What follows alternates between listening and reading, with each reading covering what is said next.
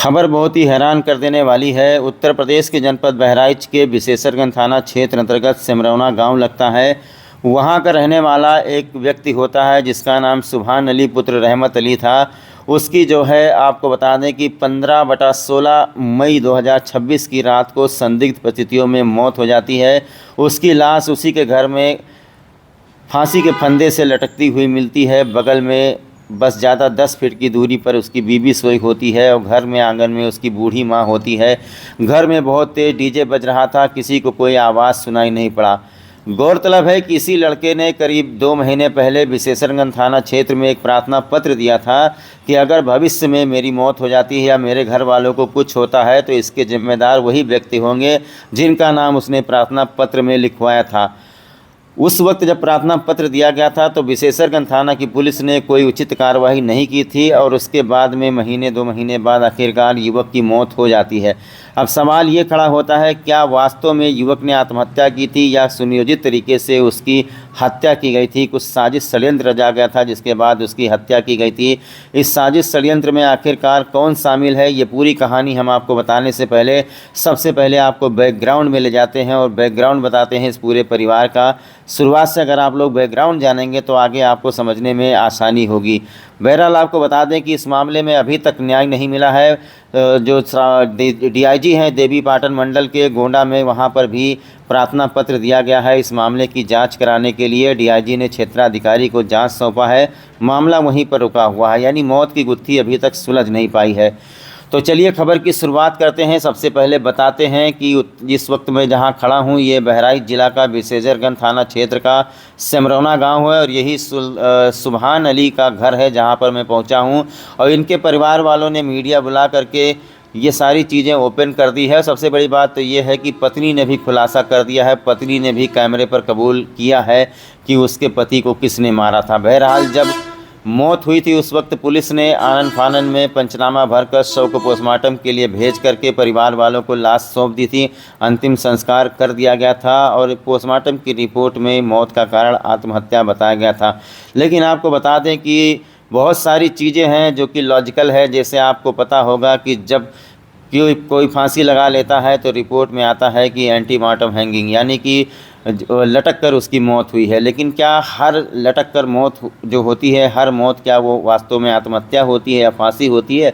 Example के तौर पर हम आपको बताते हैं कि मैं आपके सामने खड़ा हो जाऊं, आप 2 लोग एक फांसी का फंदा बनाइए और दोनों लोग ज़बरदस्ती मेरा गला उस फांसी के फंदे में करके और नीचे से स्टूल या मेज़ खिसका दीजिए और अगर मेरी मौत हो जाती है तो क्या वो मैंने आत्महत्या की? जी नहीं, ये सरासर जो है हत्या है, साजिश के तहत जिसको आत्महत्या का रूप दिया जा रहा है। तो संभवतः ऐसा हो सकता है कि इस मामले में वही चीज़ इस्तेमाल किया गया हो, यही टेक्निक। तो चलिए शुरुआत से हम आपको पूरी स्टोरी बताते हैं। एक लड़का होता है सुभान अली जिनके पिता का नाम रहमत अली है। ये लड़का राजकोट में अपने बीवी बच्चों के साथ रह करके रोजी रोजगार कमा रहा था, वहाँ पर काम धंधा कर रहा था। लेकिन लड़के ने आरोप लगाया, वीडियो में आप जिस महिला को देख सकते हैं ये उसी लड़के की पत्नी है, इसका नाम सफीकुन है, इनके पिता का नाम लुटामन है। तो लड़के ने कहा कि जहां पर राजकोट में काम धंधा कर रहा था वहीं पर जो इनके ससुर का भांजा होता है जिसका नाम रईस होता है, वो भी बालापुर के धनवी चौकी अंतर्गत रहने वाला है, वो भी वहीं पर रह कर के काम कर रहा था। लड़के ने आरोप लगाया, जो पति है उसने आरोप लगाया कि ये जो इनकी पत्नी है सफीकुन, इनका जो है उसी रईस के साथ अवैध प्रेम प्रसंग चल रहा था।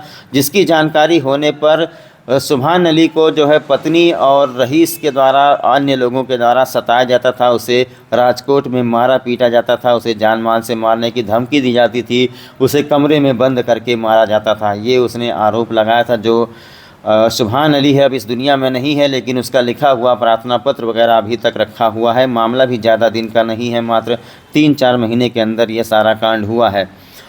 तो पत्नी के और रईस के प्रताड़ना से परेशान होकर के सुभान अली बहराइच विशेषरगंज अपने सिमरौना गांव लौट आता है और कुछ दिन बाद इसकी पत्नी भी उसके पीछे पीछे लौट आती है। जब सुभान अपने वहाँ राजकोट से अपने घर सिमरौना पहुँच जाता है तो कुछ दिन बाद इंतज़ार करने के बाद उसकी पत्नी, जो वीडियो में आपको दिख रही है, सफीकुन, ये भी अपने बच्चों को लेकर के बहराइच बालापुर अपने पिताजी के पास पहुँच जाती है। उसके बाद में शफीकुन, इनके पिताजी और इनके रिश्तेदार ये लोग 11 मई 2026 को सिमरौना पहुंचते हैं और सुभान अली को बहुत ही ज़्यादा डांटते फटकारते हैं और कहते हैं कि अपने घर वालों को छोड़ करके तुम इसी वक्त मेरे साथ चलो, राजकोट चलो या बालापुर चलो, अपने घर वालों को छोड़ो। इसका विरोध करता है सुभान अली कि मैं अपने घर वालों को नहीं छोड़ सकता। और इसके बाद में जो पत्नी होती है, जो पिता होता है, आरोप है कि ये लोग धमकी दे करके चले जाते हैं कि तुम्हारा अंजाम बहुत बुरा होगा। जिसके बाद गांव के कुछ सभ्य लोग सुभान अली को समझाते हैं कि लड़ाई झगड़ा ठीक नहीं है और गांव के कुछ संभ्रांत व्यक्ति बालापुर जाते हैं और पत्नी शफीकुन और बच्चों को फिर से यहां पर गारंटी दे करके सिमरौना ले आते हैं। चलिए ये आपको बता दें कि 11 मई 2026 को ये शफीकुन अपने बच्चों के साथ अपने ससुराल सिमरौना चली आती है, लेकिन पति से बिल्कुल बोलचाल नहीं होती है। पति के प्रति उसके अंदर नफ़रत भड़कता ही रहता है। जानकारी ये भी मिली है कि जिस रात सुभान अली की मौत होती है उस रात पत्नी ने अपने पति को बाहर भगा दिया था कि मेरे पास मत रहो, बाहर चले जाओ। और आपको बता दें कि ये घटनाक्रम जिस रात को हुआ उस रात मोहल्ले में एक नाच का कार्यक्रम हो रहा था। डीजे की बहुत तेज़ आवाज़ आ रही थी, इसीलिए कोई आवाज़ किसी के कान में पड़ी नहीं।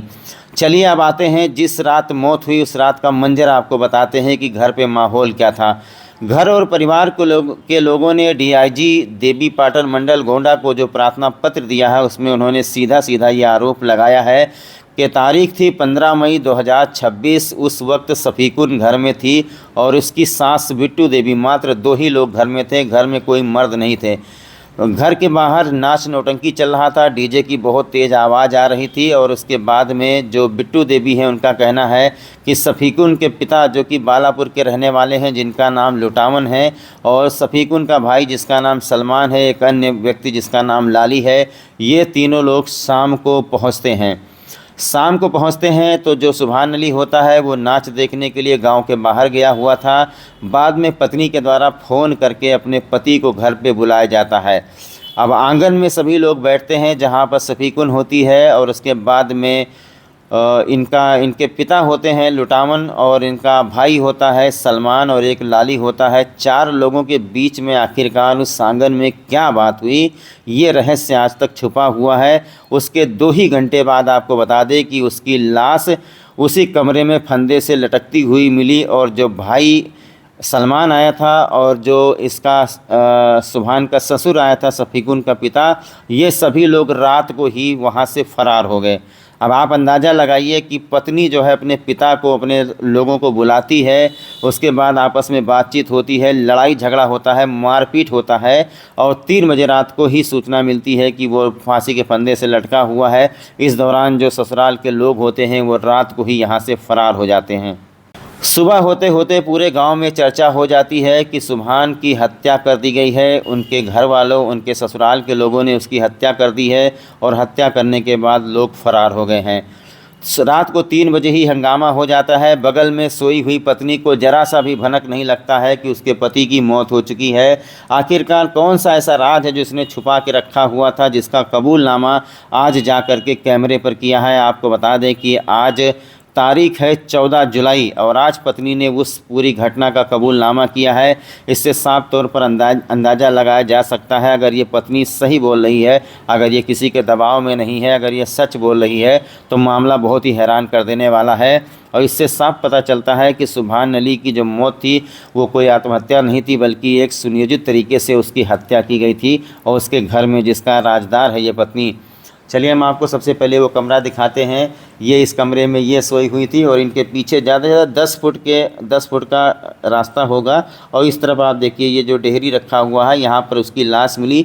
यानी इनको इतना भी नहीं सुनाई पड़ा। आप लोग सोच सकते हैं कि इसका मतलब ये सभी लोग जो है सुभान अली के हत्या के राजदार हैं, जिसको पुलिस ने आत्महत्या करके एंटीमार्टम का रिपोर्ट दे करके फाइल बंद कर दी कि हाँ उसने फांसी लगा करके आत्महत्या कर ली है। बहरहाल जब गांव वाले, घर वालों ने बिल्कुल ही इस पर विश्वास नहीं किया तो घर के लोग और गांव के लोग पुलिस के अधिकारियों के चक्कर काटने लगे। इस संबंध में आपको बता दें कि जो लड़का है जिसकी मौत हुई है उसकी माताजी जो सामने बैठी हुई हैं बिट्टू, इन्होंने पुलिस अधीक्षक को, थाने पर, डीआईजी को, मुख्यमंत्री को, सबको प्रार्थना पत्र देकर इस केस को खोलने की मांग की है। और ये गुहार लगाई है कि जो लोग इस हत्या में शामिल थे उन लोगों को ऊपर कठोर कार्रवाई की जाए और इस मामले की निष्पक्ष जांच की जाए। अब चूंकि स्वयं पत्नी का कबूलनामा सामने आ गया है तो अधिकारी जो है जांच के दायरे में इनके पत्नी को लें और उस रात को जो भी घटनाक्रम हुआ था सारा घटनाक्रम इनकी पत्नी से पूछें। सबसे बड़ी हैरानी वाली बात तो ये होती है कि जब उस लड़के ने पहले विशेषरगंज थाने में प्रार्थना पत्र दिया था कि आने वाले समय में मेरी हत्या हो जाएगी, आखिरकार उसकी बात सच चली गई। जिस लोगों के ऊपर उसने अपना जान का खतरा बताया था वो लोग आज भी खुलेआम घूम रहे हैं। उन्होंने पूरा संबंध यहाँ से तोड़ लिया है। आज इनके घर वालों को इंसाफ नहीं मिल रहा है। ये लोग दर दर भटक रहे हैं, अधिकारियों के चौखट पर माथा रगड़ रहे हैं। आज इन्होंने मीडिया को बुला करके स्वयं जो है पत्नी ने उस रात की पूरी घटना बताई है कि पत्नी का स्वयं कहना है, वो अपने ही पिता और अपने ही भाई के खिलाफ़ वो बयान दे रही, कह रही कि उस रात को मेरे पिताजी यहाँ पर पहुँचे थे। 10, 11, 12 बजे रात तक आपस में वार्तालाप हुई, कुछ मारपीट हुआ जिसके निशान अभी भी वहाँ पर मौजूद हैं। ये साइड में आपको फ़ोटो दिखा रहा हूँ। मौत से पहले यहाँ पर एक संघर्ष हुआ है, मारपीट हुई है जिसके निशान उस वक्त ज़मीन पर बने हुए थे, लेकिन पुलिस ने किसी की कुछ नहीं सुनी। पुलिस को सरासर ये लग रहा था कि आत्महत्या है। आज भी पुलिस ने आत्महत्या का केस बनाया है, लेकिन वास्तव में जो सच्चाई है वो धीरे धीरे खुलकर सामने आ रही है। इतने दिनों से घर और परिवार के लोग जो है थाना पुलिस के चक्कर काट रहे थे, लेकिन अब चूँकि घर वालों को छोड़ दीजिए, पत्नी का ही बयान सामने आ गया है।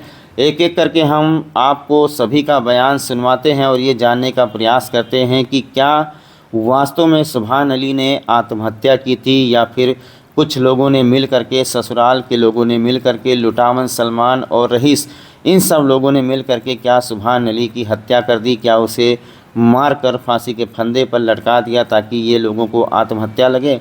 बहुत सारे सवाल हैं जिनके जवाब आज आपको बता दें कि सभी लोगों से जानने का प्रयास किया जाएगा। सबसे पहले तो उस पत्नी का बयान लेते हैं जिस पत्नी के ऊपर रईस के साथ अवैध प्रेम प्रसंग का आरोप लगा, जिस पत्नी के ऊपर आरोप लगा कि वो पति को लगातार प्रताड़ित करती थी, जिस पत्नी के ऊपर आरोप लगा कि वो जब ससुराल से यहाँ मायके आई तो उसने अपने पति को लात मार के भगा दिया, पति को लगातार टॉर्चर करना, पति को प्रताड़ित करना, सारी चीज़ें।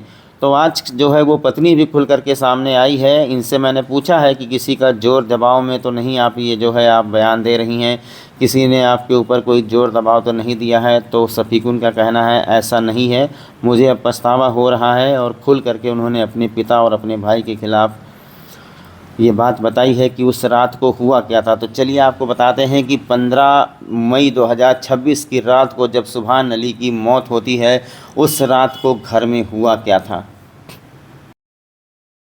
अच्छा, वो जो घटना हुई थी 15 तारीख को, जिस दिन आपके पति की मौत हुई, रात में फंदे से लटका हुआ पाया गया, आप बगल वाले कमरे में सो रही थी, क्या हुआ था? घर वाले कह रहे हैं कि आपके जो पिताजी हैं, आपने भी बताया है मीडिया को कि आपके पिताजी, आपके भाई, यही लोग आए, लड़ाई झगड़ा किए और मार कर टांग दिए। क्या सच्चाई है? सच्चाई बताइए उस रात की। शाम का 6 बजे फ़ोन की। किसने फ़ोन किया? हमारा अब्बा लुटावन। आपके पिताजी ने जिस दिन घटना हुई उस दिन आपके पिताजी ने शाम को फ़ोन किए थे। ठीक 6 बजे बोले कि सुभान आपको समरौना से मरते ही लाऊंगा। क्यों? क्यों? 2 दिन में मेरे झगड़ा हो रहा था। अच्छा। हाँ, फिर 8 बजे रात को फ़ोन किए कि बहनी हम घरे आई थे। आपके पिताजी? हाँ, अब हमारे अब्बा फ़ोन किए 8 बजे, कहीं बहनी हम घरे आए थे तो हम का करे ही अब्बा, कहीं नहीं बे, रात भर रहबे, सुबह चले जाबे। फिर अब्बा और भैया दो लोग आए आपके घर? हाँ, हमारे घर में कौन कौन था उस वक्त? हमारे सास और हम, खाली 2 ही लोग थे? हाँ, हमारी लड़की। अच्छा, फिर क्या हुआ? फिर सब खाना पानी खाएं, फिर बोलिन बतवाने और यूं मौजूद रहे हमारा आदमी। आपके आदमी सुभान? हाँ, वो भी यहाँ देखने गए थे, वहाँ से आए। अच्छा। सब लोग बोल बतवा कर 1 बजे हम नहीं, बोल बात क्या? बोल बात में मतलब लड़ाई झगड़ा हो रहा था तीनों के बीच में? खुशी खुशी तो आए नहीं थे? हाँ। क्या बातें हो रही थी तीनों के बीच में? बातें हम नहीं सुने हैं। आप ही खाना दे रही हैं, आप ही ने बात खाना पानी खाकर भाई। हाँ, उसके बाद क्या बातें हुई? बातचीत किए हम बातचीत करके तक हम कमरे 1 बज गए रात हम कमरा में। हाँ, ये रात को 1 बज गए, हम कमरा में जाकर सो गए।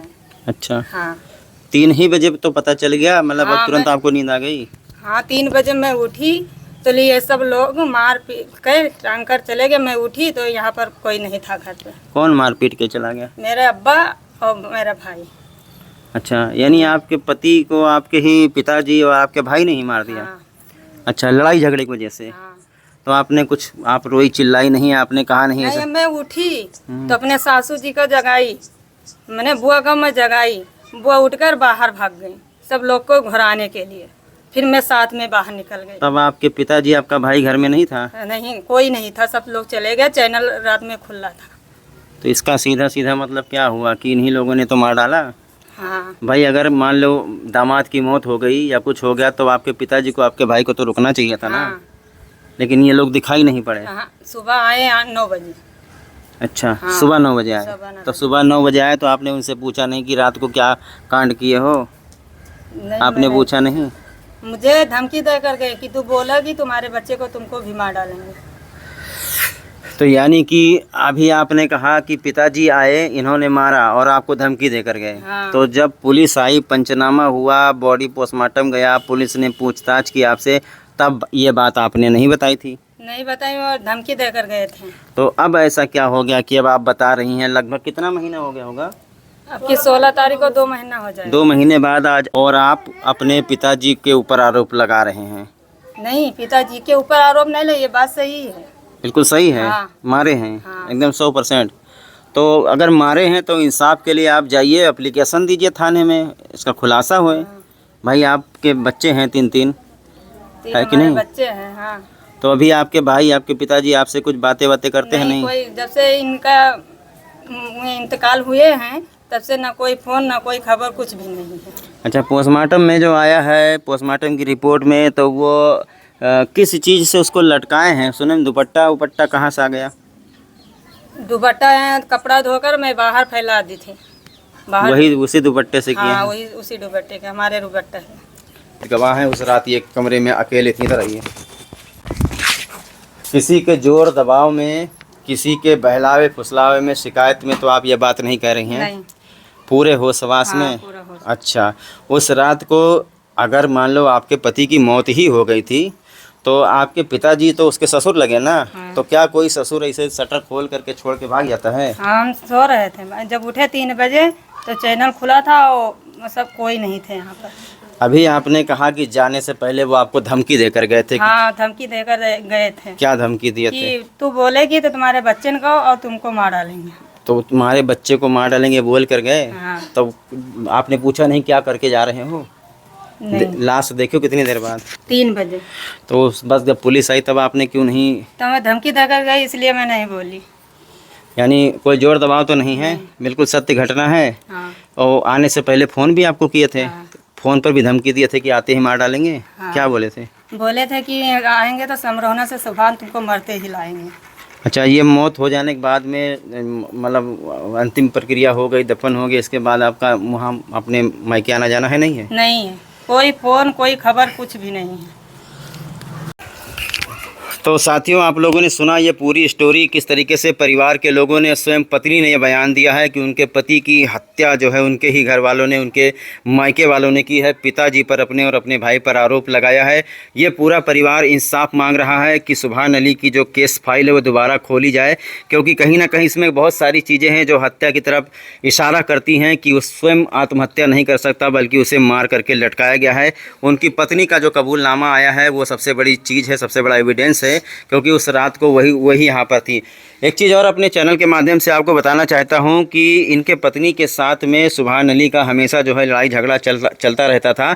और इससे पहले भी उसने एक बार थाने में प्रार्थना पत्र दिया था। थाने में प्रार्थना पत्र दे करके उसने इन्हीं विपक्षियों पर, जो उसके ससुर हैं और जो उसके साले हैं, इन्हीं लोगों पर उसने हत्या की आशंका जताई थी कि इन लोगों से मुझे जान का खतरा है। अरे ऐसा व्यक्ति जिसको पहले से पता हो कि मुझे जान का खतरा है इन लोगों से, कहीं ना कुछ उसके ऊपर दबाव पड़ता रहता था। वो पहले से जानता था कि मेरे जान को खतरा है। और दूसरी बात, कोइंसिडेंस देखिए, ये एक तरफ से कोइंसिडेंस है कि जिस रात उसकी मौत हुई, आखिरकार वो जो लुटावन है और जो इनका साला है वो यहाँ पर रात के अंधेरे में क्या करने आया था, जब घर में कोई मर्द नहीं था, खाली एक बूढ़ी औरत थी।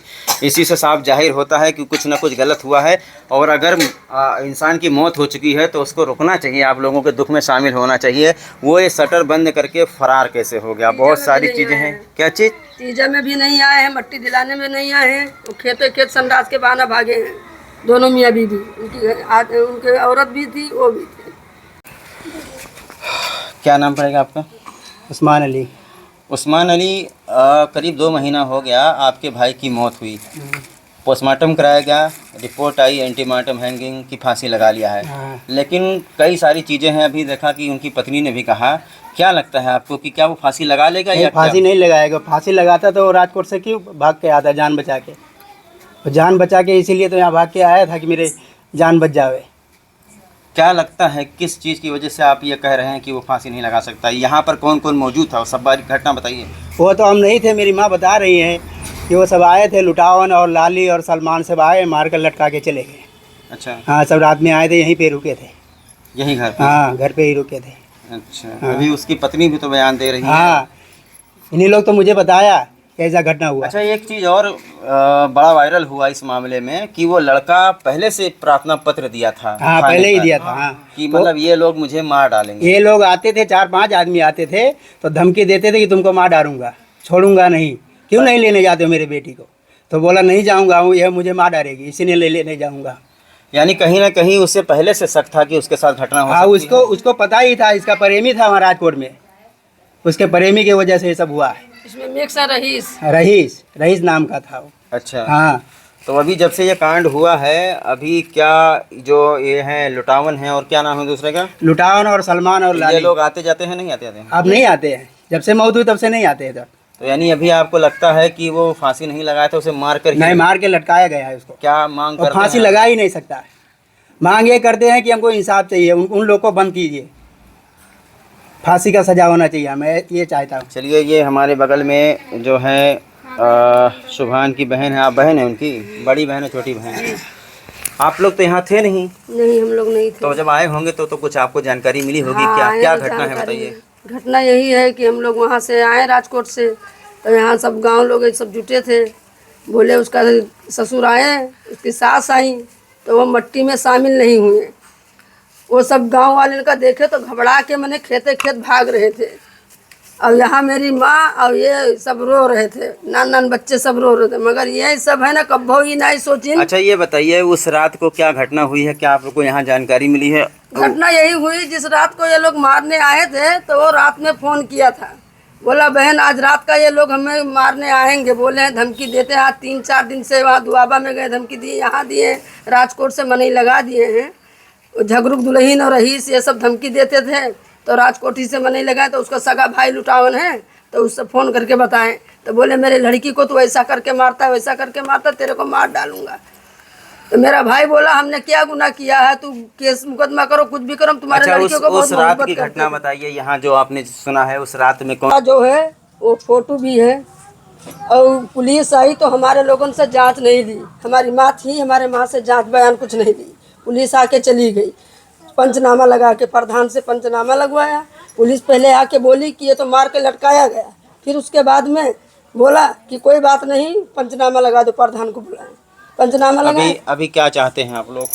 अभी मैं यही चाहती हूँ कि देखो सरकारी गाड़ी भी वापस करा दिए डीसीएम वाला के, वो यहाँ मेरे भाई को डीसीएम में लेके अभी गए। आप लोग क्या कार्रवाई चाहते हैं? हम तो आज सरकार से यही निवेदन है कि मेरे भाई का इंसाफ चाहिए, और हत्यारा जो है उसको कड़ी से कड़ी सजा चाहिए, क्योंकि उसके भी 3 बच्चे हैं, हमें इंसाफ चाहिए। तो साथियों देखिए, ये वृद्ध महिला यहाँ पर बैठी हुई हैं, ये जो है उसी लड़के की माता जी हैं, इनका नाम है बिट्टू देवी, और उस वक्त घर में अकेली यही थी। इनका आरोप है कि थाने पर इनकी बात सुनी नहीं गई और ढंग से जो है इन्वेस्टिगेशन नहीं हुआ, जांच पड़ताल नहीं हुआ। आज भी ये जो है देवी पाटन मंडल डीआईजी के पास अपनी गुहार लगा रही हैं कि इनके बेटे के साथ में जो घटना हुई है वो जो है आत्महत्या नहीं बल्कि उसकी हत्या की गई है, एक योजना बना करके, एक साजिश के तहत। क्या नाम है दादी?